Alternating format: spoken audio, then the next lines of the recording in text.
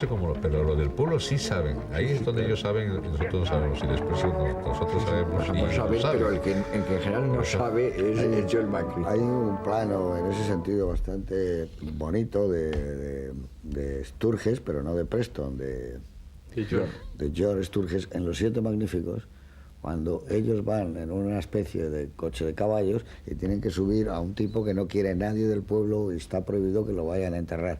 Y ellos van subiendo y el mismo movimiento, y va toda la gente del pueblo detrás diciendo a ver qué ocurre, ¿lo van a enterrar o no lo van a enterrar? Que está sacado. Aquí hay planos en ese sentido que son descriptivos, analíticos, lo tiene todo. Y en 3 planos has entrado en un problema en un pueblo en el oeste que no sabes lo que ocurre. Pero en 3 planos, o sea, que se pueden contar. El primer plano, que viene un coche de caballos, como tantas veces hemos visto en el western, avanzando, no, pero ya no es igual. En el momento que coge el recodo, cruza el río de una manera como solo cruzan los ríos en las películas de John Ford, los caballos y eso, que es maravilloso, y ya estamos entrando en el pueblo, sube, se alejan, todo el mundo se ha acercado y dice, bueno, pues aquí hay un problema gordo. La película empieza con un problema, ¿no? Claro, pero es que eso es lo que le da la riqueza, aparte de la riqueza argumental de la película, en la puesta en escena, porque hay movimientos de cámara que no son nada enfáticos y que sirven a un propósito. Planos generales de paisaje, etcétera. Primeros planos rarísimos, por decirlo, en cuanto al encuadre. Y luego movimientos de cámara, hay unos movimientos de cámara, está llena la película de movimientos de cámara, casi como si fuera una película de Elmer Daves, que también mueve mucho la cámara, con menos carácter ornamental, todo... Pero tampoco son los clásicos movimientos de cámara que haría un clásico para seguir a un personaje, ¿no? Hay algo más en ese movimiento de cámara. Y de repente te encuentras algo que es de cine mudo. Por ejemplo, cuando irrumpen en la cabaña de piedra esa que no va a poder quemar, pues es prácticamente casi como pues un western de Ford, de Straight Shooting o cualquiera de los que rodó en los años 20, ¿no? Es prácticamente mudo, con la fotografía en blanco y negro, con el plano general, los actores sin moverse, un actor que incluso se lleva parte del desayuno, es decir, que está hasta los más mínimos detalles. Eso es lo que le da a la película una complejidad enorme, como eso de la cantidad que he dicho en la presentación de planos, en lo que vemos, lo que está sucediendo al fondo, que no, aunque haya forillos en la película, que hay forillos también, pero prácticamente casi todo lo que sucede en el pueblo lo vemos siempre a las idas y de avenidas, las entradas de los personajes al fondo, con la profundidad de campo, a través de las ventanas. Pero es que aunque esté hecha en exteriores, en Utah, la mayoría de la película, tienen la sensación de que está hecha como en estudio a veces,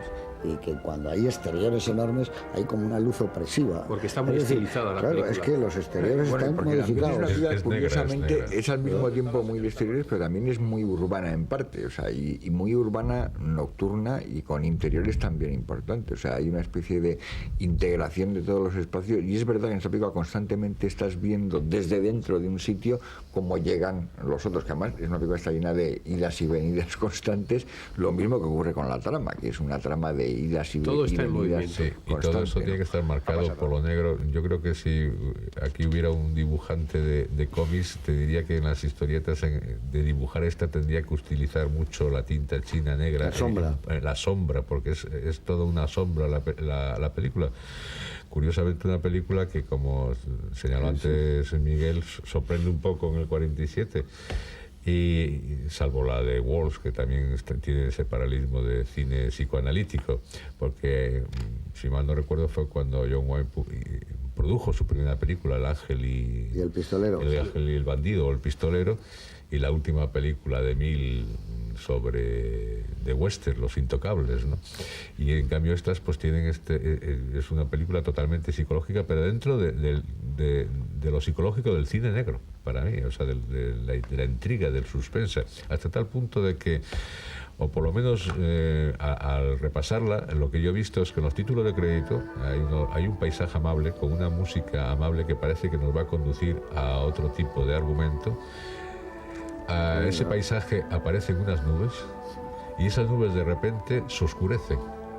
Entonces, en ese momento empieza la intriga. Y a mí ese plano sí me ha gustado también mucho, porque las nubes fue como al cerrar en negro, pero también se oscurecieron de una forma como diciendo, bueno, ahora entramos en una ambientación totalmente distinta a aquella que a la música nos estaba dando con un tono de película, bueno, de vaqueros y de western. Para una película del oeste hay muchos cierres en negro. Hay muchos cortinillas, que era raro ya en aquella época, la utilización de cortinillas. Hay un elemento casi germánico en esta película, que probablemente le viene por el lado bueno, de cultura centroeuropea y digamos un poco el tronque con la escuela vienesa, que muy a menudo han metido también estos húngaros errantes, que es lo que en el fondo es de Toth. Que no hay que olvidar que Toth es un tipo que empieza a hacer cine en Hungría y siendo amigo de todos estos guionistas y argumentistas que utilizaba Lubitsch, los típicos inspiradores húngaros de esas comedias, que contaban normalmente, a veces en clave de vodevil, a veces en clave de melodrama, intrigas muy complejas, y que tiene como una especie de visión como muy desencantada y muy escéptica en algún sentido de las cosas, y muy analítica. O sea, es un western muy visto desde fuera. No es alguien que está contando su folclore, sino que a mí me recuerda el acercamiento al western de Fritz Lang, que es otro europeo que se aclimata a los Estados Unidos, que le ha gustado mucho siempre el western y que está también rabiando de ganas de hacer un western, y que hace unos westerns, en el caso de Lang hace 3, de Toth hizo muchos más, pero que son unos westerns con un elemento de extrañeza realmente raro, lo mismo que también ocurre y es explicable en los westerns de Jacques Tourneur, que es también en el fondo un señor francés que empezó a hacer cine en Francia y que se incorpora al western, que es un poco una mitología, y que lo utilizan quizá como un marco para hacer fábulas morales, en algún sentido, reflexiones morales. Sí, sí. Yo creo que ese elemento de buscar las líneas de fuerza morales de los personajes, ese tipo de personajes que además, curiosamente, lo han encarnado varias veces, tanto en el cine de este hombre como en el cine de Tourneur, Joel McCrea, que es un actor, yo creo que muy subvalorado precisamente por lo sobrio que es un tipo tan sobrio que no ha sido nunca muy estrella, y que la verdad que era fantástico en las comedias, era fantástico en los dramas, era fantástico en los westerns, y que tiene como una especie de cosa de sobriedad y de naturalidad que realmente se olvida, y que bueno, la gente empezó a acordarse de él un poco cuando estaba a punto de morir y ya jubilado, y lo rescató Peckinpah junto con Randolph Scott para Duelo en la Altasierra. Sí, ya que dices eso, yo creo que en los westerns, en el que pusimos Cazador de Recompensas, como en este, hay un parentesco con los westerns de Boetticher, y no solamente por la aparición de un personaje parecido, ¿no? Sino lo que pasa es que parece que cuentan lo que le sucedió al personaje antes de irse al desierto, ¿no? En ese aspecto, ¿no? Y tienes razón, porque lo que dices de Fritz Lang, pero yo creo que Rancho Notorious es una película de estética, de personajes, de atmósfera, de irrupción de película negra, de thriller parecida, igual que Colorado Territory, juntos hasta la muerte, ¿no? Encubridora, Chakalak, ese era el título, el personaje de Marlene Dietrich. Es igual de maquinador que el personaje de Verónica Lake, son dos personajes negros. Común es que suelen tener un peso más decisivo en el movimiento de la trama las mujeres que el habitual en el western tradicional, o sea que son muy partidarios de la incorporación. Hay, por ejemplo, una intriga también con dos mujeres contrapuestas muy claras en Una pistola de amanecer de Tourneur, en la que ocurre que tiene también una trama complejísima, en este caso de espionaje más que de cine negro, pero mezclado con la rivalidad también entre dos mujeres, que es una cosa que está muy bien dada aquí en esa escena que hay de choque no explícito. Le dice, nunca te he gustado estas historias, y que hay esa conducta muy distinta, que ella se mantiene al margen para no delatar dónde está escondido el otro y se lo niega, pero ella, que no es nada tonta, se da cuenta de dónde lo tiene escondido y se va por allí llevando, aunque dice que no la han seguido, en el fondo guiando hacia ellos a las digamos, huestes enemigas, ¿no? Y esa especie de diferencia de conducta, que ella está allí, digamos, dándole coba, porque también el otro tío está prácticamente inconsciente, está ahí atusándole el pelo y teniéndole como cogido en brazos, que es el único momento en el que muestra una cierta ternura el personaje de Verónica Lake en toda la película. Cosa que también es algo chocante si pensamos en el hecho de que llevaba 3 años casada con de Toth, y que todavía no les debía ir mal, porque todavía me parece que aguantaron otros 5 años casados, ¿no?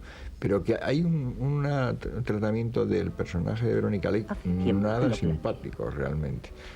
Que Verónica Lake, que era pareja además de Joel McCrea, muy simpática y encantadora en Los viajes de Sullivan, y en otras películas que hizo en esos años, y aquí realmente le sale más su personaje de cine negro, que también es un poco un aura que tenía la actriz, ¿no? Pero está como más peligrosa en cierto sentido, realmente incluso que la Sofía con Alan. Y además yo creo que el título, como antes estábamos diciendo que aquí es extraño el que se puso, correspondería más bien a las mujeres de fuego, no a la mujer, porque en las dos hay un fuego. En